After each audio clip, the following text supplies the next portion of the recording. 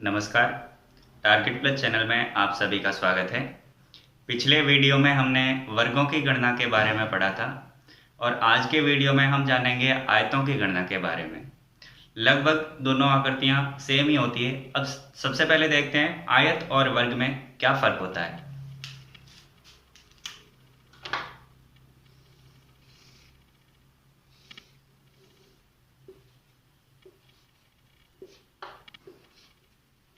इस आकृति को देखते हैं कि इसको आयत कहेंगे या वर्ग कहेंगे। तो देखिए आयत और वर्ग में क्या फर्क होता है। आयत की भी चार भुजाएं होती है, वर्ग की भी चार भुजाएं होती है। आयत का भी प्रत्येक कोण 90 डिग्री का होता है और वर्ग का भी प्रत्येक कोण 90 डिग्री का होता है। तो फर्क क्या हुआ, आयत की आमने सामने की भुजाएं बराबर होती है जबकि वर्ग की चारों भुजाएं बराबर होती है। अब इसके दो के सामने दो है, एक के सामने एक है, इसका मतलब ये आकृति है आयत। क्या इसको वर्ग कह सकते हैं? नहीं कह सकते। क्यों नहीं कह सकते? क्योंकि वर्ग में चारों भुजाएं बराबर होनी जरूरी है, जो इसमें नहीं है।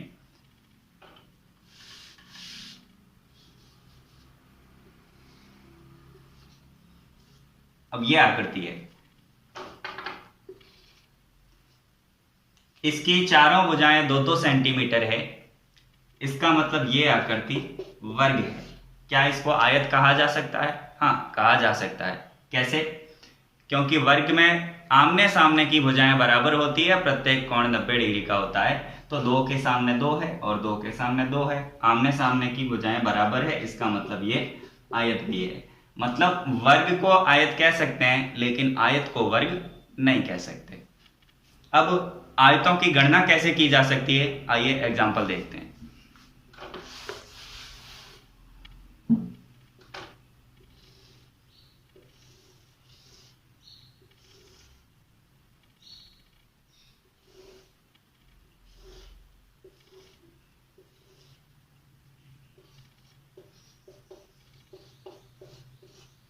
अब इसमें पूछा जाए कि दी गई आकृति में कुल कितने आयत है, तो कैसे ज्ञात करते हैं। सबसे पहले बेसिक तरीका, 1 2 3 4 5 6 7 और 8, यानी कि सीधे सीधे दिखने वाले आयत जिसमें केवल एक अंक आता हो, तो ऐसे कितने हैं? 8 आयत। अब उसके बाद इससे बड़ा होगा यानी कि 2 अंक होंगे, जैसे यहां से लेकर यहां तक की आकृति है, यह आयत है, इसमें कौन कौन से अंक है? 1 2 है। इससे आगे 2 और 3 वाला है, 2 3। ऐसे सीक्वेंस से हम ज्ञात करते हैं 2 अंकों वाले। 2 3 के बाद 3 4 5 6 6 7 7 8। बाएं से दाएं तो हो गए। अब ऊपर नीचे देखें, जैसे यहां से लेकर यहां तक की आकृति 2 अंक है और यह आयत है। कौन कौन से अंक है? 1 8 2 7 3 6 4 5। 2 अंकों वाले इतने ही हैं। अब देखते हैं इसमें 3 अंकों वाले, 1 2 3, यहां से लेकर यहां तक, 2 3 4 5 6 7 6 7 8। अब उसके बाद देखते हैं 4 अंक वाले। अब 4 अंक वाले यहां से लेकर यहां तक, 1 से 4 5 से 8, फिर ऊपर नीचे 2 2 लें, 1 2 7 8, और फिर 2 2 3 6 7, और फिर 3 4 5 6।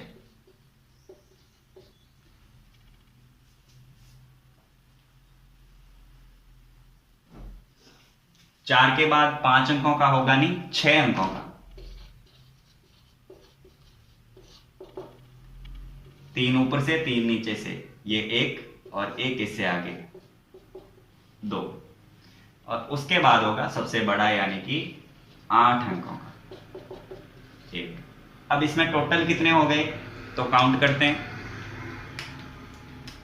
8, 9, 10, 11, 12, 13, 14, 15, 16, 17, 18, 19, 20, 21, 22, 23, 24, 25, 26, 27, 27 और 2 29 और 1 30 आयत है इसमें। इस प्रकार ये तो बेसिक तरीका हो गया। अब टाइम बचाने के लिए हम इसको कैसे कर सकते हैं, तो इसका ट्रिक बहुत ही यूजफुल है, याद रखना इसको।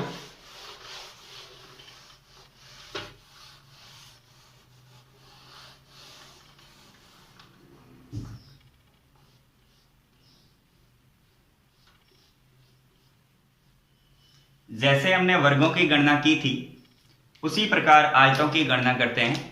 थोड़ा सा इसमें फर्क है, वो क्या फर्क है, 1 2 3 4 1 और 2।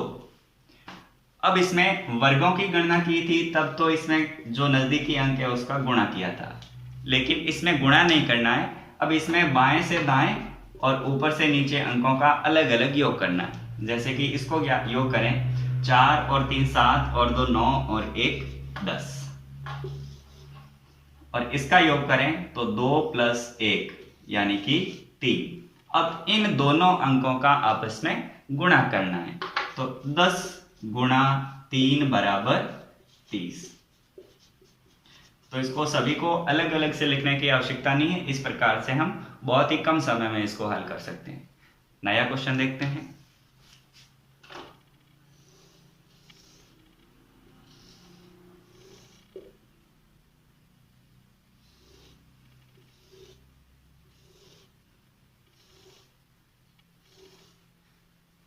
इसमें कुल कितने आयत है ज्ञात करते हैं। बाएं से दाएं गिनती लिखनी है, 1 2 3 4 और ऊपर से नीचे 1 2 और 3। अब इनका अलग अलग योग करना है। 4 और 3 7 और 2 9 और 1 10, 3 और 2 5 और 1 6। अब 10 गुणा 6 करेंगे तो इसमें हो जाएंगे 60। तो इस आकृति में कुल कितने आयत है, 60 आयत है। एक एग्जांपल और लेते हैं।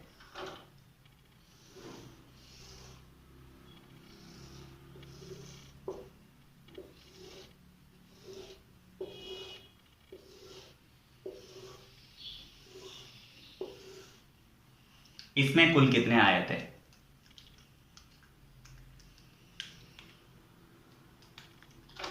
1 2 3 4 5, 1 2 3 और 4।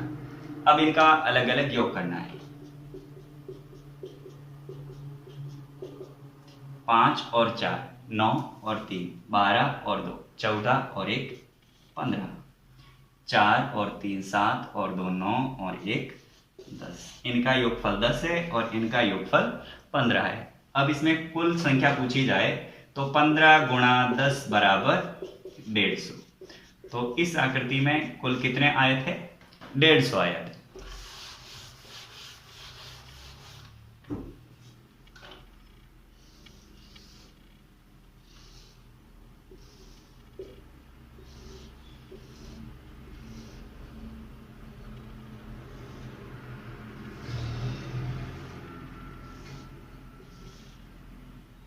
इसमें पूछा गया कुल कितने आयत है, तो इसको कैसे हल करेंगे, 1 2 3 4 और 5, 1 2 3 4 और 5। इनका योग 5 और 4 9 और 3 12 और 2 14 और 1 15। इधर भी सेम है तो इधर भी कितने हैं, 15। अब क्या करना है, 15 गुना 15 कितने हो गए, 225। तो इस आकृति में कुल कितने आयत है, 225 आयत।